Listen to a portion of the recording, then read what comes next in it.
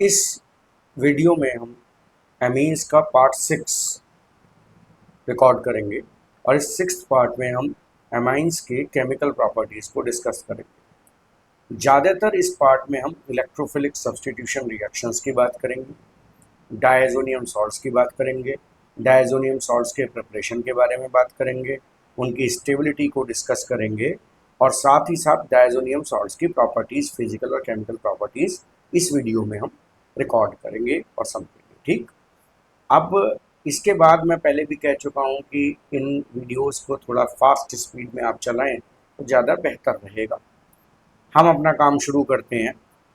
मैंने last lecture में electrophilic substitution reaction के बारे में बताया था और मैंने आप लोगों से कहा था कि इलेक्ट्रोफिलिक सब्स्टिट्यूशन रिएक्शन नॉर्मली 5 तरह की होती है जो हमारे सिलेबस के हिसाब से हैं।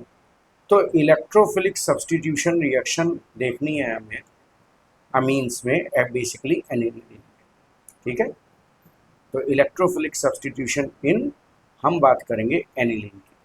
तो लास्ट लेक्चर में मैंने ब्रोमिनेशन आपको करके दिखाया था, तो उसको मैं रिकैप दे रहा हूँ कि अगर आपने एनिलीन लिया है और एनिलीन में आप ब्रोमिनेशन करते हैं, ठीक है, 3Br2 लगाते हैं और ये एक्सेस में ब्रोमीन हो जाएगा, तो आप अगर इसमें ब्रोमिनेशन ब्रोमीन वाटर की प्रेजेंस में भी करते हैं तो एकदम से तीनों जगह ब्रोमीन ग्रुप लग जाएगा, ऑर्थो पर, ठीक है, पैरा पर, और इस पोजीशन को कहेंगे ऑर्थो डैश।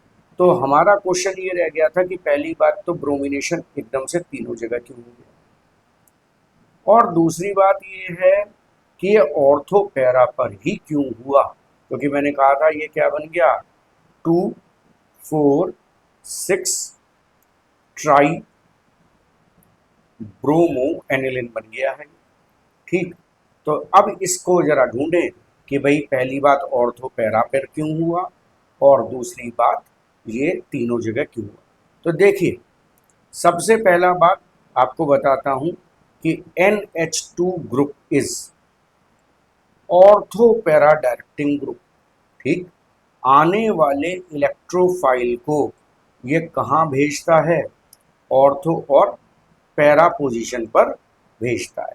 अगर आप इसका रेजोनेटिंग स्ट्रक्चर बनाना चाहें तो देखिए किस तरीके से बनेगा। यहाँ पर नाइट्रोजन के ऊपर ये लोन पेयर ऑफ इलेक्ट्रॉन मौजूद है। ठीक, अब जैसा कि हम कहते आए हैं कि लोन पेयर का बॉन्ड पेयर और बॉन्ड पेयर का लोन पेयर, ये इलेक्ट्रॉन का पेयर शिफ्ट हो जाएगा धीरे धीरे कौन सी पोजीशन पर, ऑर्थो पोजीशन पर और पैरा पोजीशन पर। देखें जरा क्या सिचुएशन बनी, ये इलेक्ट्रॉन पेयर यहाँ आ गया, आपने इस बॉन्ड पेयर को कन्वर्ट किस में कर दिया, इस लोन पेयर में। यहाँ डबल बॉन्ड NH2 आ गया और यहाँ पर कैसा चार्ज आ गया, पॉजिटिव। अब नेक्स्ट केस में ये लोन पेयर या बॉन्ड पेयर बना लेगा और बॉन्ड पेयर लोन पेयर बना लेगा। तो इस केस में आप देखेंगे कि इलेक्ट्रॉन डेंसिटी अब जो मूव कर गई है वो मेटा पोजीशन पर मूव कर गई है। ठीक, और यहाँ क्या हो गया, ये जैसा था NH2 पॉजिटिव। अब नेक्स्ट केस में लोन पेयर से बॉन्ड पेयर बनेगा और बॉन्ड पेयर से लोन पेयर बनेगा, और इस बार इलेक्ट्रॉन डेंसिटी जो जंप कर जाएगी वो कहाँ कर जाएगी, ऑर्थो डैश पोजीशन पर। ओके, और फाइनली ये इलेक्ट्रॉन पेयर अपनी जगह यहाँ लौट कर आएगा, ये बॉन्ड पेयर लौट कर NH2 के पास जाएगा और फाइनल इसका जो रेजोनेटिंग स्ट्रक्चर बनेगा ये बन गया NH2 और ये लोन पेयर आकर वापस यहीं पर लग गया।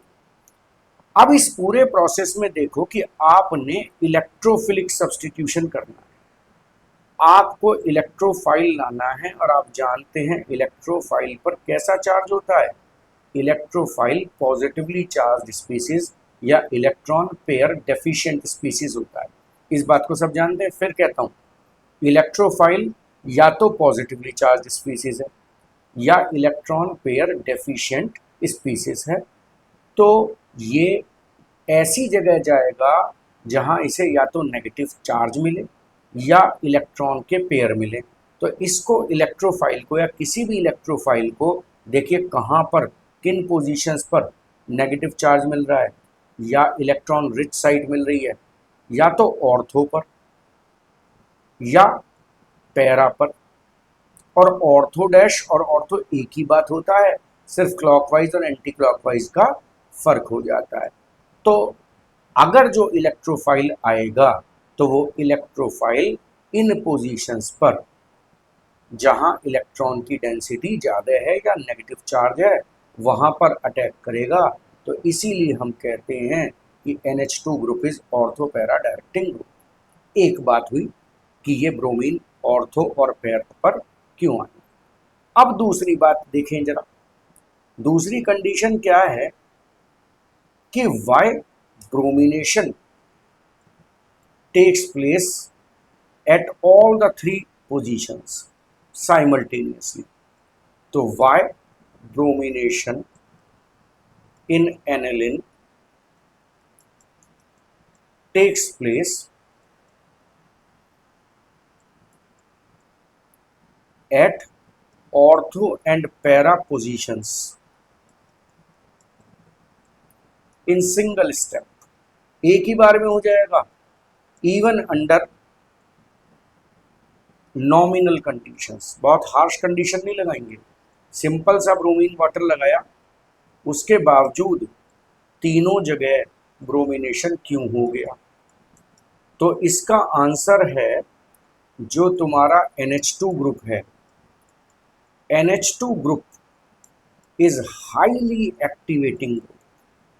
ठीक, अब इतना तो आप समझ गए होंगे कि इलेक्ट्रोफिलिक सब्स्टिट्यूशन होने के लिए बेंजीन के रिंग पर इलेक्ट्रॉन डेंसिटी इंक्रीज होनी चाहिए।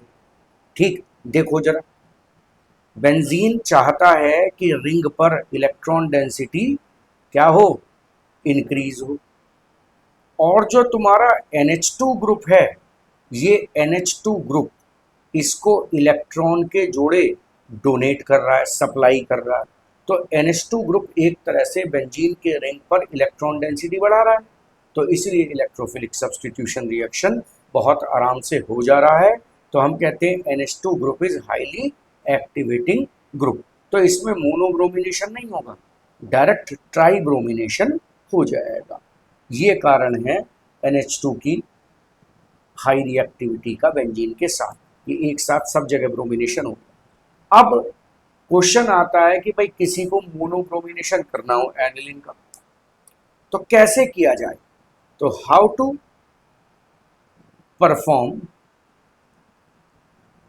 मोनोब्रोमिनेशन, एक बार ब्रोमीन लगाना है ऑफ एनिलीन।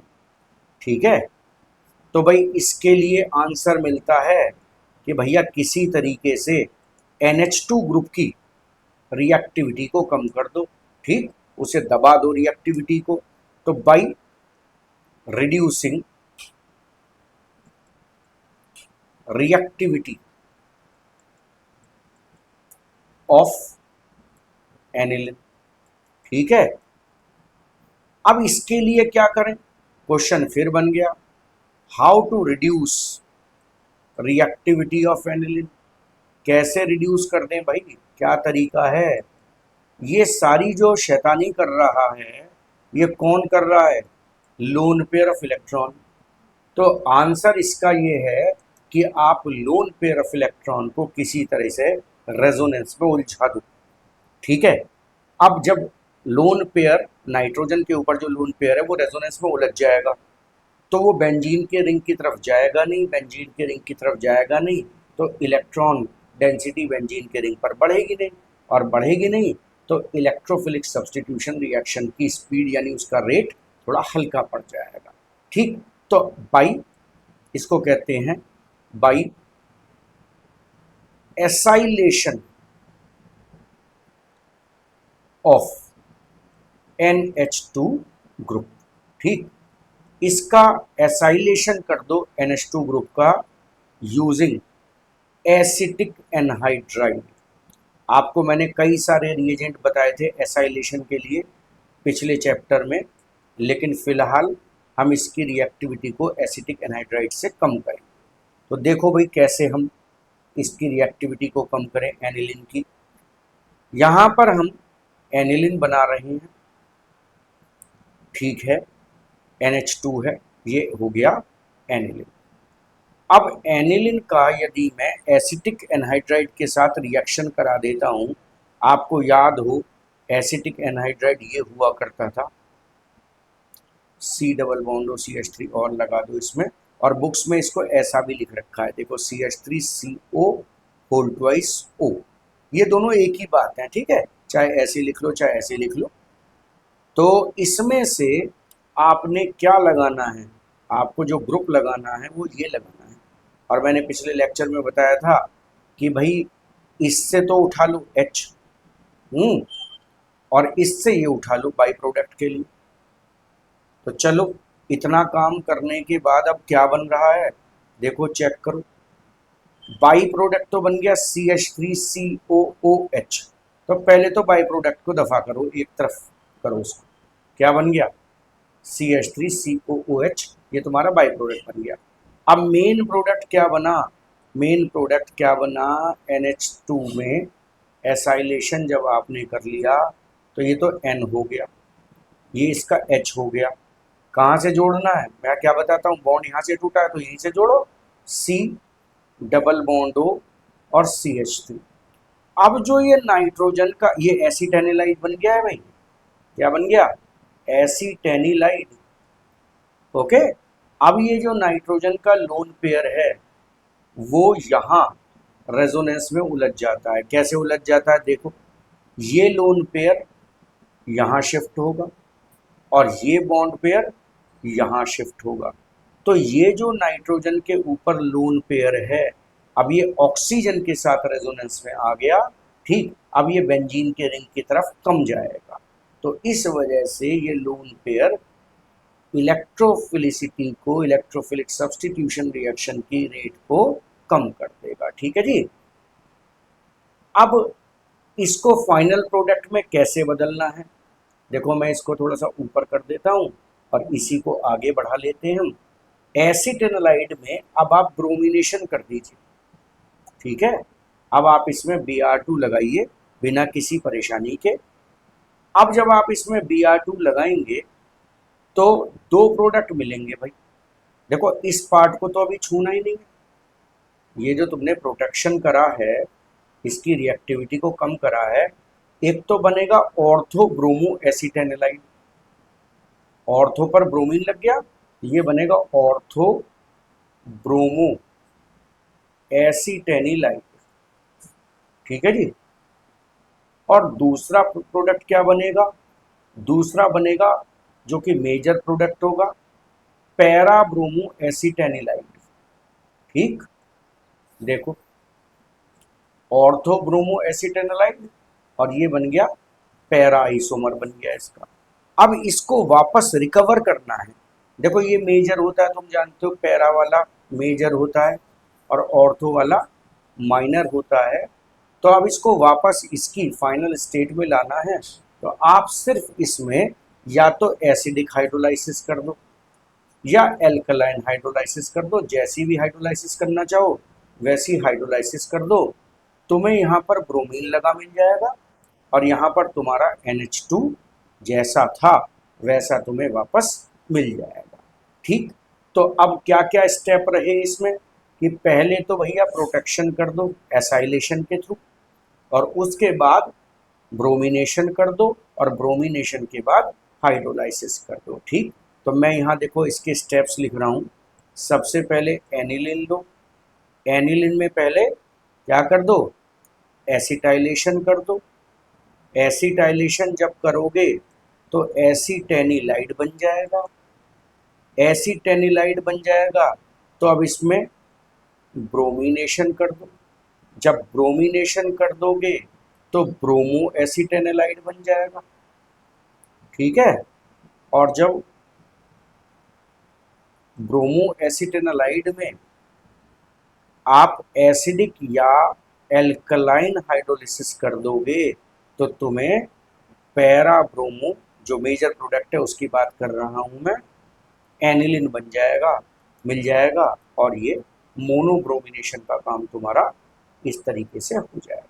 अच्छा, दूसरी बात जो है, ये जो आप एसिटाइलेशन करें ये आप पिरिडिन बेस की प्रेजेंस में करें, ठीक है। किसकी प्रेजेंस में करें?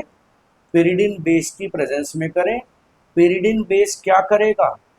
पिरिडिन बेस, देखो ये दिख गया पिरिडिन बेस, ये इस एसिटिक एसिड को रोक के रखेगा, बैकवर्ड रिवर्सिबल रिएक्शन करने से रोक कर रखेगा। ओके, तो इस तरीके से हम मोनोब्रोमिनेशन कर सकते हैं। अब इसके बाद बात आती है नाइट्रेशन की। नाइट्रेशन ऑफ एनिलिन, तो चलो इसको परफॉर्म करके देखते हैं। ये सेकंड इलेक्ट्रोफिलिक सब्स्टिट्यूशन रिएक्शन है, नाइट्रेशन रिएक्शन ऑफ एनिलिन। अब नाइट्रेशन करने के लिए क्या रिएजेंट चाहिए, कौन सा ग्रुप चाहिए? आपको याद हो, ग्रुप तो लगेगा NO2, हाँ, और रिएजेंट कर हमें चाहिए HNO3 in presence of H2SO4। ठीक, ये तुम्हें रिएजेंट चाहिए, तो ग्रुप चाहिए NO2 और रिएजेंट लगाओगे HNO3 in presence of H2SO4। तो चलो देखें क्या इसमें समस्याएं हैं या आसान है।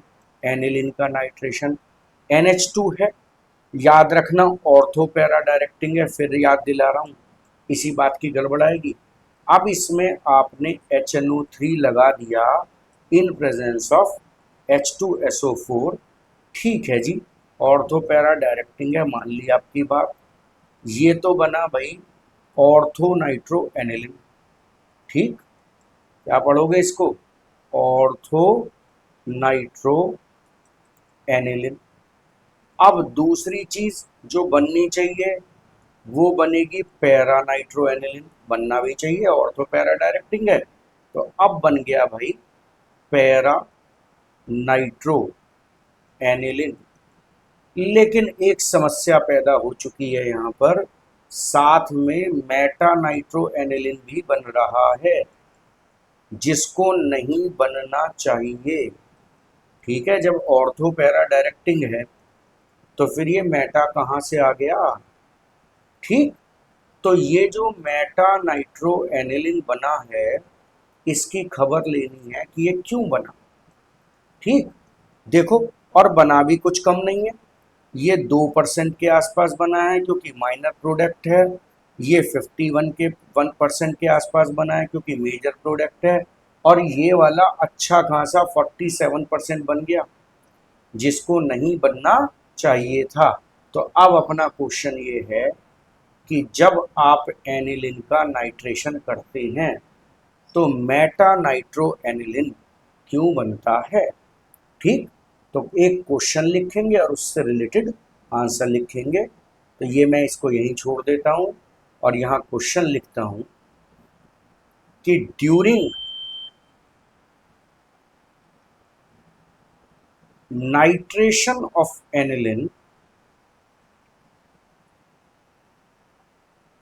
अ सब्सटेंशियल अमाउंट का मतलब अच्छा खासा, अ सब्सटेंशियल अमाउंट ऑफ, ठीक, meta product is also form. Y?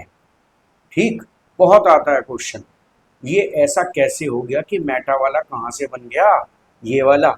तो इसका छोटा सा जवाब है कि नाइट्रेशन जो कर रहे हो वो H2SO4 की प्रेजेंस में कर रहे हो, ठीक बात है ना। और जब H2SO4 की प्रेजेंस में नाइट्रेशन करोगे तो एक आयन बनता है जिसका नाम है एनिलिनियम आयन। क्या नाम है? Anilinium ion. और ये एनिलिनियम आयन की करतूत है कि NO2 ग्रुप मेटा पर भी चला गया, क्योंकि एनिलिनियम आयन मेटा डायरेक्टिंग है। तो मैं इसका आंसर लिखता हूं, नाइट्रेशन ऑफ, किसका नाइट्रेशन कर रहे हो?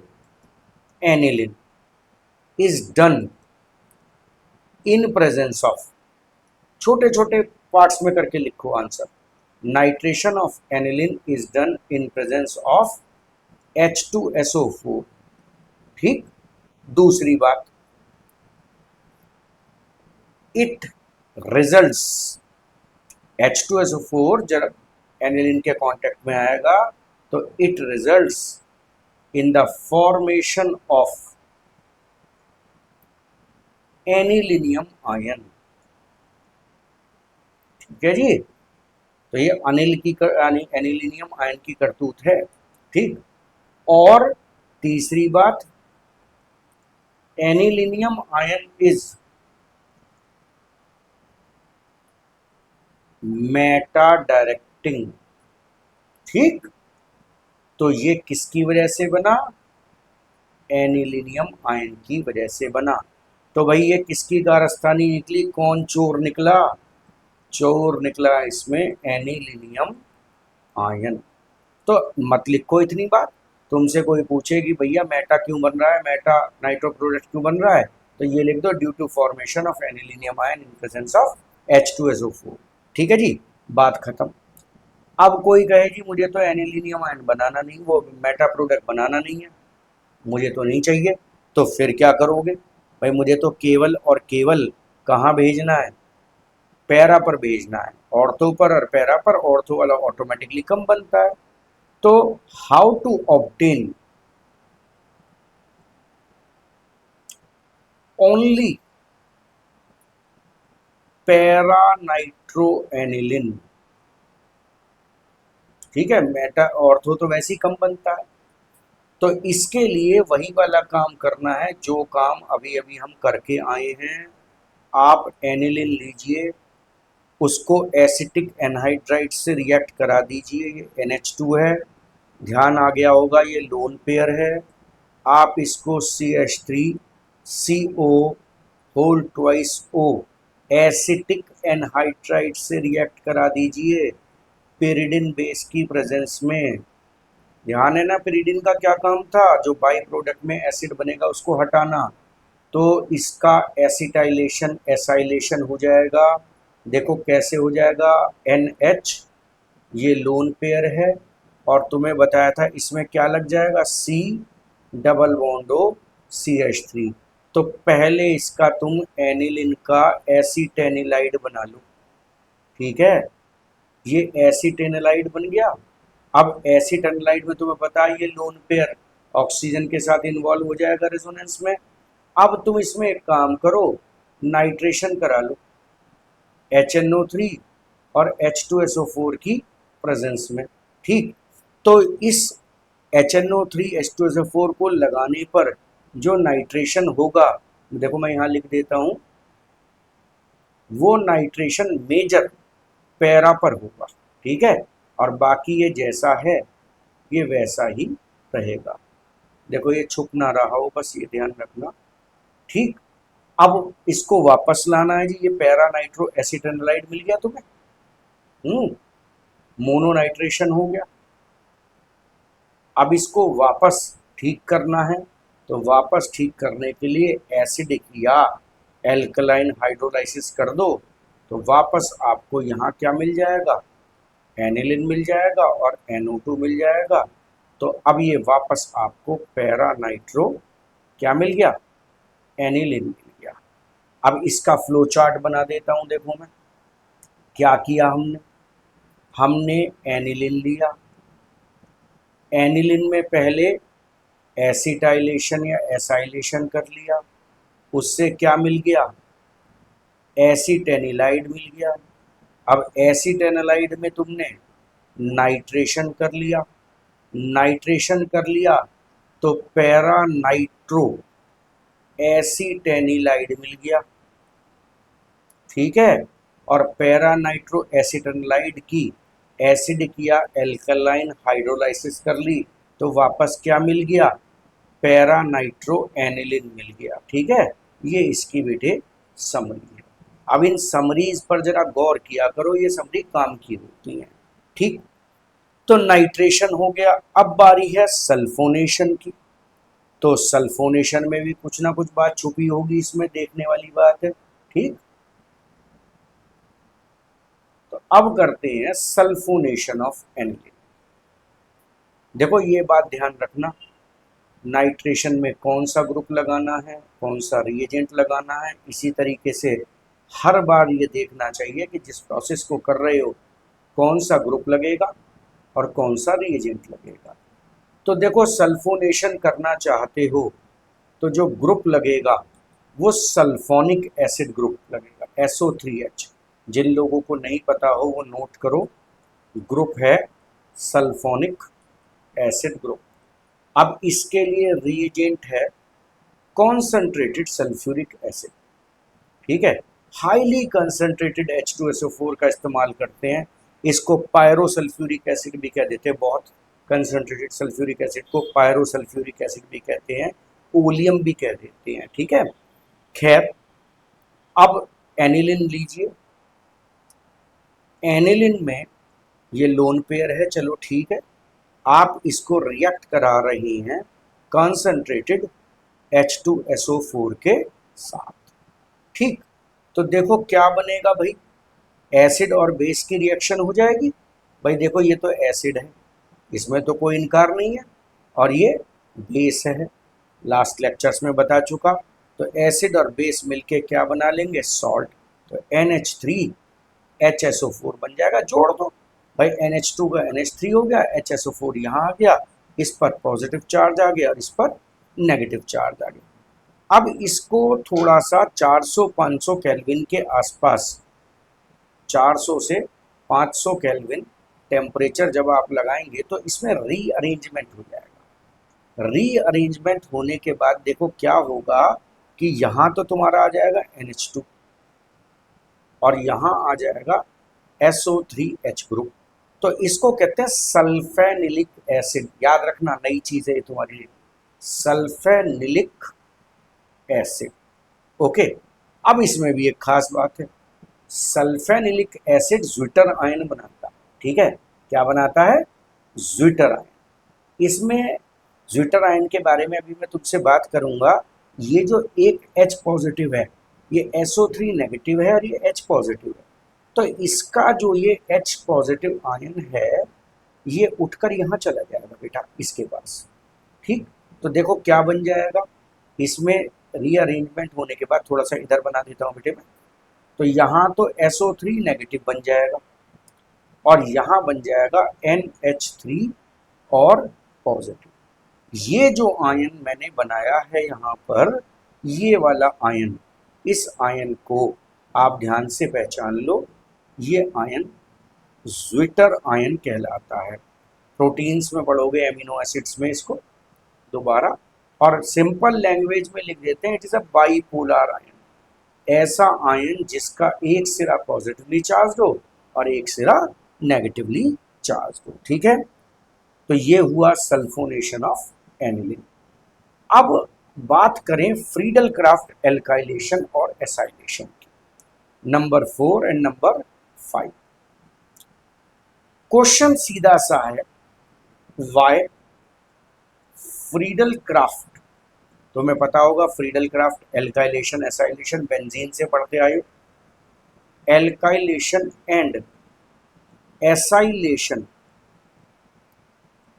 Of aniline does not take place. क्यों नहीं हो पाता, क्या समस्या है? देखो पहले तो कोशिश करें इसे करने की, फिर ढूंढेंगे क्या जवाब है। भाई पहले रिएक्शन तो लिखो, फिर देखेंगे क्या दिक्कत है। देखो एनिलिन उठाया, एनिलिन में ये लोन पेयर है, तो ये तो बात पक्की हो गई है, क्या है, ल्यूइस बेस। अब जब तुम मान लो एल्काइलेशन कर रहे हो CH3Cl की प्रेजेंस में, या एसाइलेशन कर रहे हो CH3C डबल बॉन्ड हो Cl की प्रेजेंस में, इसमें तुम्हें AlCl3 का इस्तेमाल करना पड़ता है इन दोनों के लिए। अब ये AlCl3 क्या चीज़ है भाई, ये AlCl3 है ल्यूइस एसिड। अब तक बात समझ में आ गई होगी, ये ल्यूइस बेस है और ये ल्यूइस एसिड है, ये आपस में इंटरेक्ट कर जाएंगे, ठीक। और जब ये ल्यूइस बेस बनकर इस ल्यूइस एसिड को खा जाएगा रिएक्ट कर जाएगा तो रिएक्शन कहाँ से होगी, ये पोलराइज कैसे होगा, इन दोनों से इलेक्ट्रोफाइल कैसे जनरेट होगा। भाई इस ल्यूइस एसिड का क्या काम था, इन दोनों से इलेक्ट्रोफाइल जनरेट कराना। इस ल्यूइस एसिड को कौन कंज्यूम कर गया, खुद एनिलिन ल्यूइस बेस बन के कंज्यूम कर गया, तो आगे रिएक्शन होगी ही नहीं। तो इसका आंसर क्या लिखोगे, बिकॉज दीज रिएक्शंस, कौन सी reactions, Friedel craft alkylation and acylations take place in presence of Lewis acids. ठीक, ये ल्यूइस एसिड की प्रेजेंस में होती है। Aniline being a Lewis base, ठीक है, एनिलिन क्या है, एक ल्यूइस बेस है, reacts with Lewis acids, Lewis acid catalyst. ठीक है, ये ल्यूइस एसिड कैटलिस्ट के साथ रिएक्ट कर जाएगा और रिएक्शन नहीं होगी। एक नंबर का क्वेश्चन आता है कि एनिलिन में एल्काइलेशन एसाइलेशन क्यों पॉसिबल नहीं है। ठीक है जी, तो ये हमारा काम हो गया एल्काइलेशन एसाइलेशन से रिलेटेड। ओके, अब आते हैं नेक्स्ट टॉपिक पर, डाइएजोनियम सॉल्ट्स पर। ठीक, डाइएजोनियम सॉल्ट्स को स्टडी करना शुरू करेंगे। इंटरेस्टिंग टॉपिक है, अच्छा टॉपिक है, और डाइएजोनियम सॉल्ट्स बहुत सारे कंपाउंड्स को बनाने में काम में आते हैं। ठीक, डाइएजोनियम, ये जो एजा वर्ड है, एजो वर्ड है, ये जुड़ा है नाइट्रोजन से। ठीक है, डाइएजोनियम सॉल्ट्स, देखो पहले तो डाइएजोनियम सॉल्ट्स की जानकारी ले लें। ये होते हैं RN2X और ArN2X। भाई ये तो हो गए एलिफेटिक, समझते हो, और ये वाले हो गए एरोमेटिक। तो दो कैटेगरी हो गई, पहली एलिफेटिक और दूसरी एरोमेटिक। अब यहां पर आर की जगह क्या लगाओगे, मिथाइल लगा लो, इथाइल लगा लो, प्रोपाइल लगा लो, जो चाहे एल्काइल ग्रुप लगा लो। और यहाँ एरोमेटिक है तो यहाँ तो भैया बेंजीन का रिंग ही लगना है। ठीक है, अब दूसरी बात, N2 तो N2 है। अब हेलोजन की जगह ये जो X है, यहाँ दो हेलोजन लगा सकते हो। देखो X की जगह लगा सकते हो क्लोरीन, X की जगह लगा सकते हो ब्रोमीन, X की जगह आप HSO4 negative by sulphate ion लगा सकते हो, और यहाँ पर तुम BF4 नेगेटिव आयन लगा सकते हो। ठीक है, दोनों जगह लगा सकते हो, X की जगह क्लोरीन लगा सकते हो, ब्रोमीन लगा सकते हो, HSO4 hydrogen sulphide, hydrogen sulphate sorry, hydrogen sulphate लगा सकते हो, और BF4 नेगेटिव लगा सकते हो। सल्फाइड होता तो SO3 हो जाता बेटे। तो अब कुछ एग्जाम्पल बनाओ, चलो इसके पूरा का पूरा डायजोनियम सॉल्ट बनाने की कोशिश करते हैं। ठीक है, चलो इसका एग्जाम्पल बनाएंगे हम, किसका भला, एलिफेटिक का CH3N2Cl। क्या नाम बनेगा, मिथाइल डाइएजोनियम क्लोराइड। ठीक है, ज्यादातर इसी से काम पड़ेगा। और इसमें बना लो ये वाला, पहले पढ़ चुके हैं, बेंजीन, हाँ ये बनेगा बेंजीन डाइएजोनियम क्लोराइड। ठीक है, H2 गलत लग गया बेटा, ये बनेगा बेंजीन डाइएजोनियम क्लोराइड। ठीक, तो दोनों के एक एक एग्जाम्पल बन गए, बेंजीन डाइएजोनियम क्लोराइड। चलो इतनी बात हो गई दोनों के बारे में। अब एक और बात है, बना तो दोनों को लोगे, लेकिन ये तो देख लो कौन सा स्टेबल है कौन सा अनस्टेबल। पहले भी बात हुई थी इस बारे में, कौन से स्टेबल है, हाँ जी, ये वाले तो अनस्टेबल की कैटेगरी में आते थे। कौन से वाले, एलिफेटिक वाले, कैसे लिख दूं मैं, एलिफेटिक वाले अनस्टेबल है। जरा सा मॉइस्चर मिलते ही एल्कोहल में बदल जाएंगे, लेकिन एरोमेटिक वाले स्टेबल है। अब क्वेश्चन आता है कि ये स्टेबल तो हैं, पर क्यों स्टेबल हैं? तो आंसर है ड्यू टू रेजोनेंस। तो रेजोनेंस देखें, डायजोनियम क्लोराइड्स में, बेंजीन डायजोनियम क्लोराइड में रेजोनेंस की बात करें। ठीक, चलो तो अब हम देखें जरा सी बात। हमने कहा benzene डायएजोनियम salts are stable due to resonance। तो इस रेजोनेंस को ऑब्जर्व करने की कोशिश करें। ठीक, हम स्ट्रक्चर बना लेते हैं। ये स्ट्रक्चर हमने बनाया बेंजीन डायजोनियम क्लोराइड का, N ट्रिपल बॉन्ड N है, यहाँ एक लोन पेयर है, और यहाँ पर Cl नेगेटिव हमने बाहर निकाल दिया है, तो यहाँ पॉजिटिव चार्ज आ गया। मैं तुम्हें बता दूं, ये बेंजीन डायजोनियम क्लोराइड था, Cl नेगेटिव बाहर कर दिया तो यहाँ पर पॉजिटिव चार्ज रहा।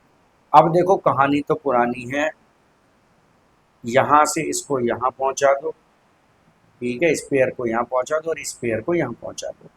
क्या होगा नेक्स्ट स्टेप में, क्या दिखाई देगा तुम देखोगे कि ये जो पॉजिटिव चार्ज नाइट्रोजन एटम पर था, ये पॉजिटिव चार्ज यहाँ आ गया, यहाँ पर आ गया डबल बॉन्ड, यहाँ N, यहाँ डबल बॉन्ड, यहाँ N, और जो एक एक्स्ट्रा लोन पेयर आया है वो ये आ गया। ठीक है जी। अब इस पर कैसा चार्ज चल रहा था? पॉजिटिव, और अब इस पर चार्ज आ गया नेगेटिव। ठीक, तो देखो ओवरऑल मॉलिक्यूल पे पहले भी सिंगल पॉजिटिव चार्ज था, अब भी सिंगल पॉजिटिव चार्ज है। एक लाइन खींच दो दोनों के बीच में। चलो अब देखो नेक्स्ट स्ट्रक्चर बनाने की कोशिश करते हैं। लो मैं पहले लाइन ही खींच लूँ, मिक्स ना हो एक दूसरे में। हाँ जी, लौट कर आ जाओ। अगले स्ट्रक्चर में क्या होगा कि ये वाला बॉन्ड पेयर उठकर आ जाएगा यहाँ। ठीक, तो देखो इसके यहाँ पहुंचने से क्या हुआ, यहाँ आ गया ये, यहाँ ये आ गया, पॉजिटिव चार्ज यहाँ आ गया, बाकी जो ऊपर जैसा था वो हमने छुआ ही नहीं। ठीक है, ये पॉजिटिव, ये नेगेटिव। अब अगले केस में क्या करो, इस बॉन्ड पेयर को यहाँ रख लो। ठीक, इस बॉन्ड पेयर को यहाँ रखोगे। वैसे कम ही आता है इसमें रेजोनेंस, लेकिन करना चाहिए। एनसीईआरटी में जो कुछ भी गिवन है हम उसे नेग्लेक्ट नहीं कर सकते। एनसीईआरटी में जो लिखा है उसके आने के चांसेस हम ये नहीं कह सकते कि ये आएगा और ये नहीं आएगा, उसे करना चाहिए। ठीक है जी। तो अब ये देखो, ये पॉजिटिव चार्ज यहाँ से लेके यहाँ, यहाँ से लेके यहाँ, यहाँ से लेके यहाँ, सारे मॉलिक्यूल में घूम गया, और रेजोनेंस हमेशा स्टेबिलिटी लाता है। तो रेजोनेंस के कारण बेंजीन डायजोनियम क्लोराइड या बेंजीन डायजोनियम सॉल्ट्स स्टेबल है। ठीक, अब बात आती है कि इन डायजोनियम सॉल्ट्स को प्रिपेयर कैसे किया जाए। तो यहीं पर मैं एक डाईएजोटाइजेशन रिएक्शन बता रहा हूँ। हालांकि इसको हम पढ़ चुके हैं, फिर भी डाईएजोटाइजेशन रिएक्शन नाम से भी आ जाती है ये रिएक्शन। What is डाईएजोटाइजेशन? देखो, अगर मैं एनिलिन को HNO2 से रिएक्ट करा दूं, ठीक है, तो क्या बन जाएगा? बेंजीन डायजोनियम क्लोराइड बन जाएगा, और ये काम तुम पहले कर चुके हो। तो ये हो गया एनिलिन। अब एनिलिन में तुम HNO2 लगाओ। अब तुम्हें तो पता है HNO2 NaNO2 और HCl से in situ तैयार करते हैं, और लो टेम्परेचर रखना है, 300 केल्विन से नीचे, 275 300 से नीचे रखना है। ठीक, लो टेम्परेचर पर ये बना लेगा benzene diazonium chloride plus NaCl, और साथ में 2 मॉलिक्यूल वाटर के निकल जाएंगे। तो इसका नाम लिखूं, बेंजीन डायजोनियम क्लोराइड, ठीक, BDC। अरे ABCD हो गया, चलो ठीक है भाई। तो डायजोडाइजेशन नेम रिएक्शन के नाम से आता है और पहले इसको डिस्कस कर चुके हैं। अब आते हैं फिजिकल प्रॉपर्टीज इन डायजोनियम क्लोराइड्स की। तो what are the physical properties of benzene diazonium chloride? ठीक है, देखो ये बेंजीन, ये डायएजो और ये क्लोराइड, बेंजीन डायजोनियम क्लोराइड। देखो पहली बात तो इनका बिहेवियर आयनिक जैसा होता है, तो they are colourless crystalline solid, ठीक है, जैसे आयनिक कंपाउंड होते हैं कुछ इसी तरह के ये कलरलेस क्रिस्टलाइन सॉलिड्स होते हैं। वाटर सॉल्यूबल, पानी में बड़े आराम से घुल जाते हैं। क्यों? क्योंकि अभी अभी मैंने बताया था कुछ ऐसा बिहेवियर होता है आयनिक जैसा। तो they are easily soluble in water, कोई समस्या नहीं है, ठीक। और गर्म पानी में इनको डिसॉल्व करने की कोशिश करोगे तो भाई ये फिनॉल में बदल जाएंगे। तो पानी कैसा रखना है? ठंडा। इन डायजोनियम सॉल्ट्स को गर्मी से एलर्जी है, ठीक, तुरंत नाइट्रोजन रिलीज कर देते हैं। तो ये ठंडे पानी में घुल भी जाएंगे और स्टेबल भी रहेंगे। और जो फ्लूरोबोरेट है, इसमें एक एक्सेप्शन है, ये जो BF4 वाला था ना, फ्लूरोबोरेट, इसको पढ़ते हैं हम बेंजीन डाईएजोनियम। भाई या तो होता था क्लोराइड या होता था ब्रोमाइड या HSO4 नेगेटिव होता था, है ना भाई। या क्या, या तो लगाते थे Cl नेगेटिव, या लगाते थे Br नेगेटिव, या लगाते थे HSO4 नेगेटिव, या लगाते थे BF4 नेगेटिव। तो इस वाले को हम बोरो, ठीक, फ्लूरोबोरेट कहते हैं। तो ये एक्सेप्शन दिखाता है, ठीक। बाकी सब पानी में घुल जाएंगे, तीनों सॉल्यूबल है पानी में, कोई समस्या नहीं है। लेकिन ये जो फ्लूरोबोरेट है ये इनसॉल्यूबल है। तो मैं लिख देता हूं benzene diazonium फ्लूरोबोरेट is water insoluble, ये पानी में डिसॉल्व नहीं होता है। ओके, इस बात का आप ध्यान रखें। MCQ आ सकता है, बताओ भाई कौन सा डिसॉल्व नहीं होता, तो इतनी बात आपको याद रखनी है। और एक और समझ बात है इसकी, ये रूम टेम्परेचर पर स्टेबल भी है, अदरवाइज बाकी तो कोल्ड में ही पाई जाती है। अच्छा, ये कंप्लीट हो गया फिजिकल प्रॉपर्टी। अब जरा केमिकल रिएक्शन देखेंगे डायजोनियम सॉल्ट्स की, ठीक। और ये एक इम्पॉर्टेंट पार्ट है कन्वर्जन के लिए, 12-14 रिएक्शंस आएंगी। तो केमिकल रिएक्शंस, मैं इसमें बेंजीन डायजोनियम क्लोराइड का ही एग्जांपल लेकर चल रहा हूँ। तो मैं यही मेंशन कर रहा हूँ chemical reactions of benzene diazonium chloride.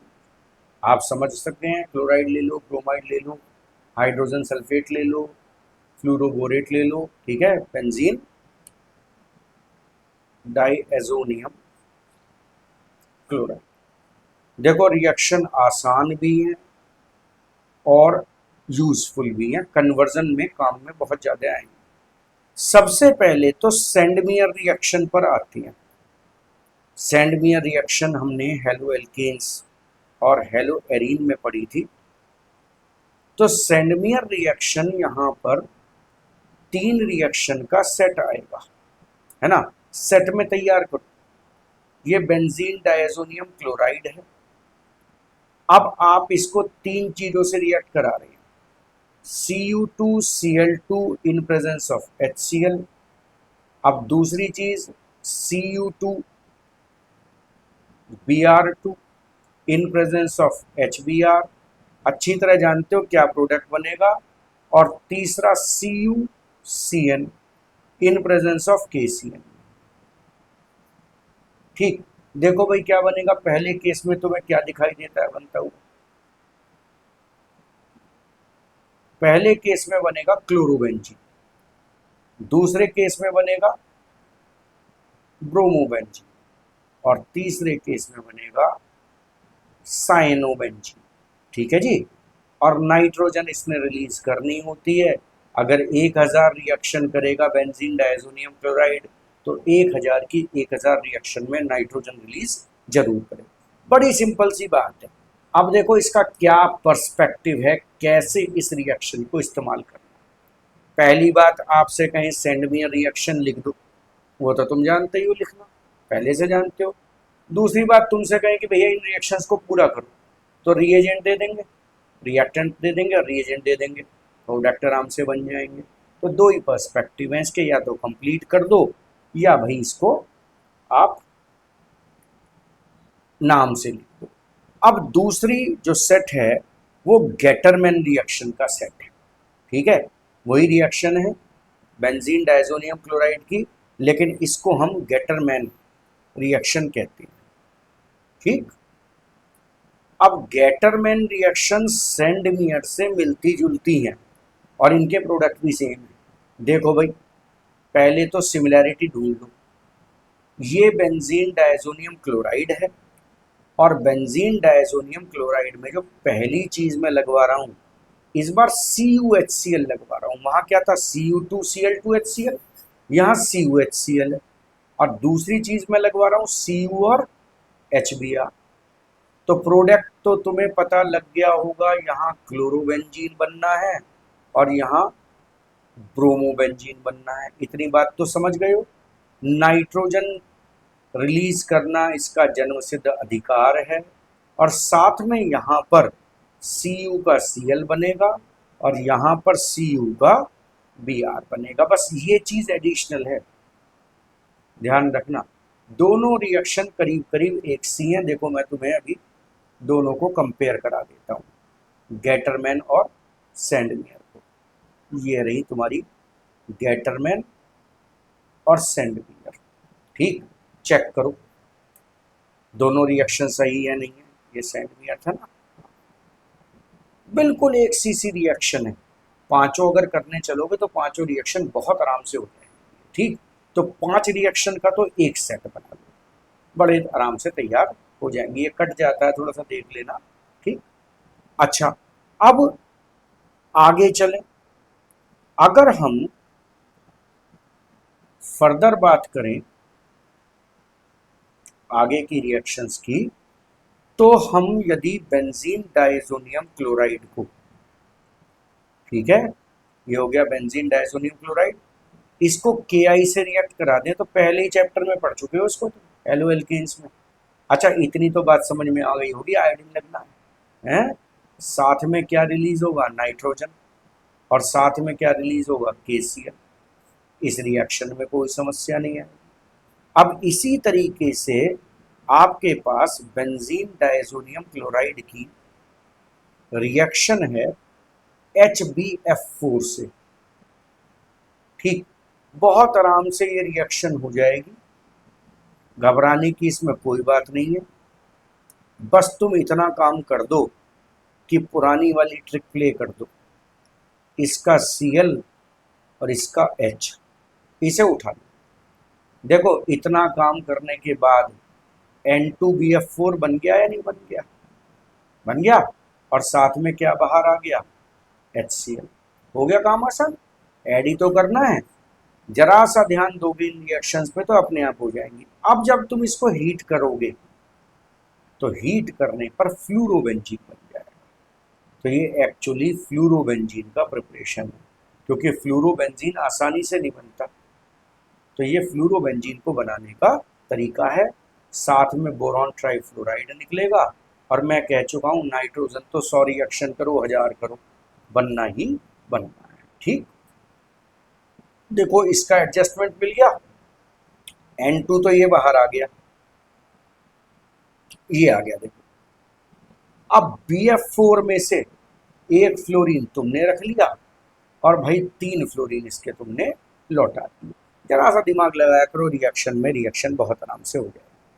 अब दो जरूरी बातें, हम हमेशा एक रिएक्शन ऐसी पढ़ते हैं जिसमें हम अपने कंपाउंड को पेरेंट हाइड्रोकार्बन में बदलते हैं।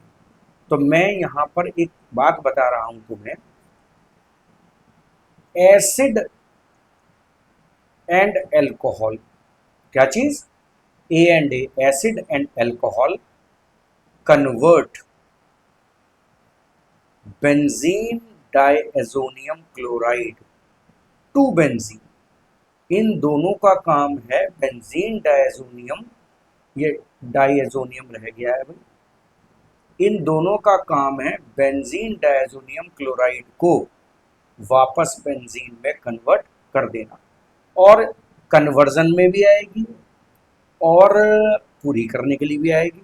तो देखो, ये बेंजीन डाइएजोनियम क्लोराइड तुमने लिया और बेंजीन डाइएजोनियम क्लोराइड में पहले तुम H3PO2 लगा रहे हो, पहले जो तुम यूज कर रहे हो वो H3PO2 का इस्तेमाल कर रहे हो, ठीक है बेटा। तो इसमें 3 एसिड होते हैं, फॉस्फेनिक, फोनिक, फॉरिक, ये फिनिक एसिड है। फॉस्फेनिक एसिड लगा रही हो वाटर की प्रेजेंस में, तो देखो क्या बन रहा है, वापस बेंजीन बन रहा है। नाइट्रोजन मैं पहले ही डिक्लेयर कर चुका हूँ, बनेगा ही बनेगा। साथ में तुम्हारा बनेगा H3PO3 और HCl। तो एक तरह से देखा जाए तो ये ऑक्सीडेशन हो गया, फॉस्फेनिक एसिड का फॉस्फोनिक एसिड में ये ऑक्सीडेशन हो रहा है, ठीक है। ये फॉस्फेनिक एसिड था, ये फॉस्फोनिक एसिड में ऑक्सीडाइज हो रहा है, ठीक। अब इसी के साथ अगर मैं दूसरी रिएक्शन ले लूँ इसकी, ये तो एसिड के साथ हो गई, दूसरी रिएक्शन में एल्कोहल के साथ ले लूँ, तो ये बेंजीन डाइएजोनियम क्लोराइड है, N2Cl। बेंजीन डाइएजोनियम क्लोराइड में आप अप्लाई करें CH3CH2OH, आप देखें ये तो बेंजीन में बदल जाएगा, नाइट्रोजन रिलीज होने से कोई रोक नहीं सकता। और जो एल्कोहल है वो एल्कोहल ऑक्सीडाइज होकर बदल जाएगा किसमें, एल्डिहाइड में, तो ये बना लेगा CH3CHO। अच्छा, इसका HCl और बनेगा, ठीक है जी। तो ये एक तरह से ऑक्सीडाइज कर देता है फॉस्फेनिक एसिड को फॉस्फोनिक एसिड में, और एल्कोहल को ऑक्सीडाइज कर देता है एल्डिहाइड में। खैर, अगर आपसे कोई कहे कि भाई बेंजीन डाइएजोनियम क्लोराइड को बेंजीन में बदल दो, तो किसकी प्रेजेंस में बदलेगा, एसिड या एल्कोहल की प्रेजेंस में बदलेगा। इसके बाद बेंजीन डाइएजोनियम क्लोराइड को फिनॉल में बदलना है, तो ये हमारे पास बेंजीन डाइएजोनियम क्लोराइड है, इसमें केवल गर्म पानी बना के इसको चाय पिला दो, ठीक है, गर्म पानी लगा दो, वार्म वाटर, और इतने में ही ये किस में बदल जाएगा, फिनॉल, ठीक। नाइट्रोजन की तो बात तुम जानते ही हो, और HCl निकलना ही निकलना है। तो 3 बातें बताता हूँ, बेंजीन डाइएजोनियम क्लोराइड का बेंजीन बनाना हो तो एसिड अल्कोहल, और फिनॉल बनाना हो तो गर्म पानी, ठीक। अच्छा, इसके बाद बेंजीन डाइएजोनियम क्लोराइड को हम नाइट्रोबेंजीन में कन्वर्ट करेंगे, और ये एक इम्पॉर्टेंट कन्वर्जन है, इसको आप कन्वर्जन के हिसाब से ही समझिए। Conversion of benzene diazonium chloride to nitrobenzene, ये नाइट्रोबेंजीन है, ठीक। अब ये थोड़ा सा दुख देता है, तो जरा ध्यान देकर समझेंगे। शुरुआत किस चीज से करोगे, बेंजीन डाइएजोनियम क्लोराइड, और देखो ये HbF4 वाली रिएक्शन तुम्हें याद हो, पहले स्टेप में इसमें क्या बना था, पहले स्टेप में बना था N2BF4, याद है भाई, यहां से तो H चला गया था और यहां से Cl चला गया था, तो ये N2BF4 बन गया था। इस बार इसको हीट नहीं करना, इस बार इसको NaNO2 सोडियम नाइट्राइट के साथ कॉपर की प्रेजेंस में हीट करना है, तब तुम्हें मिलेगा नाइट्रोबेंजीन, साथ में मिलेगा नाइट्रोजन। देखो पहली कह चुका हूं। अच्छा जरा चेक करना बाई प्रोडक्ट क्या बनेगा। भाई नाइट्रोजन तुमने बाहर कर दिया, NO2 तुमने इस्तेमाल कर लिया, NaBF4 बचेगा, जो मुझे दिखाई दे रहा है बाई प्रोडक्ट, वो क्या बनेगा, NaBF4। तो ये रिएक्शन पूरी करने में भी बड़ी आसान होती है, ध्यान दो थोड़ा सा, ठीक है। अब दो रिएक्शन इसकी बची हैं जिनको हम कपलिंग रिएक्शन कहते हैं, ठीक, उनको भी निपटाते हैं। नाम से आती हैं coupling reactions of benzene diazonium chloride, ठीक है जी। अब यहां अभी तक मैंने तुमसे एक बात कही है, थोड़ी सी गलत भी हो गई वो बात। कैसे गलत हो गई, देखो मैंने कहा बेंजीन डायजोनियम क्लोराइड की जितनी रिएक्शन होंगी उसमें नाइट्रोजन डायजो पार्ट निकल जाएगा, लेकिन इन कपलिंग रिएक्शन की खासियत क्या है, इसमें जो N2 पार्ट है ये इंटैक्ट रहता है, ये रिटेन रहता है। तो इनकी खास बात क्या है, these reaction retain this nitrogen N double bond N, ठीक है, ये इसको रिटेन करके रखते हैं, ये वाला ग्रुप इसमें से नहीं जाएगा। देखो बड़ी आसान सी रिएक्शन है, मैं बना के दिखाता हूँ, लेकिन रिएक्शन तो आसान है लेकिन इनका जो स्ट्रक्चर है उस पर जरा नजर रखना। ये बेंजीन डायजोनियम क्लोराइड है, बेंजीन डायजोनियम क्लोराइड को आप रिएक्ट करा दीजिए फिनॉल के साथ, यहाँ ये OH है और यहाँ पर ये आएगा H, ठीक। आप इसको फिनॉल के साथ रिएक्ट करा दीजिए, यहाँ रिंग आ जाएगा।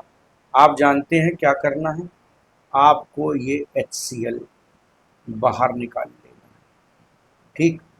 जब आप इस HCl को बाहर निकाल लेंगे तो जो कुछ भी बचा है उसको आप जोड़ दो। देखो इस बार ये N2 तो गया नहीं, N2, और यहाँ पर ये OH जैसा था वैसा है। ये तुम्हारी कहलाती है ऑरेंज डाई, इसको क्या कहते हैं, ऑरेंज डाई, ठीक। और इसका वैसे नाम है para hydroxy azobenzene, para hydroxy, ये डाइन लिख गया है भैया, है पैरा हाइड्रोक्सी एजोबेंजीन, ठीक। बड़ी आसान सी रिएक्शन है, पूरी करने के लिए मिल जाए तो क्या कहने, अपना पुराना वाला तरीका, आधी रिएक्शन तो HCl निकाल के निपटा ली इस चैप्टर में। तो ये बन गया ऑरेंज, अरे अभी भी स्पेलिंग गलत रह गई भाई, डाई की ई हटा लगाना था, एल हटा, चलो डाई। अब इसी तरह से येलो डाई की प्रिपरेशन है। अब येलो डाई बनाने के लिए क्या करो, यही बेंजीन डायजोनियम क्लोराइड ले लो, ठीक है। और इस बार इसको जो रिएक्ट कराना है वो एनिलीन से रिएक्ट कराना है, ठीक। आप समझते हो ये चीज क्या थी, फिनॉल, और इस बार इसको रिएक्ट कराना है एनिलीन से। देखो भाई क्या बनेगा, समझ गए होंगे तुम क्या बनेगा, मुझे H यहाँ से चाहिए और मुझे Cl यहाँ से चाहिए, तो बाहर तो HCl आ ही जाएगा, इधर नहीं लिखा है लिख लेना, HCl है, और क्या बनेगा प्रोडक्ट में, ये हो गया N2 हो गया, और यहाँ NH2 जैसा था, तो इसको कहते हैं पैरा एमिनो एजोबेंजीन, क्या कहते हैं इसको, पैरा एमिनो एजोबेंजीन, और इसी का नाम है येलो डाई। चलो येलो डाई को येलो कलर से मार्क करें, और ऑरेंज डाई को, ऑरेंज नहीं है तो रेड से मार्क कर देते हैं, ठीक है भाई।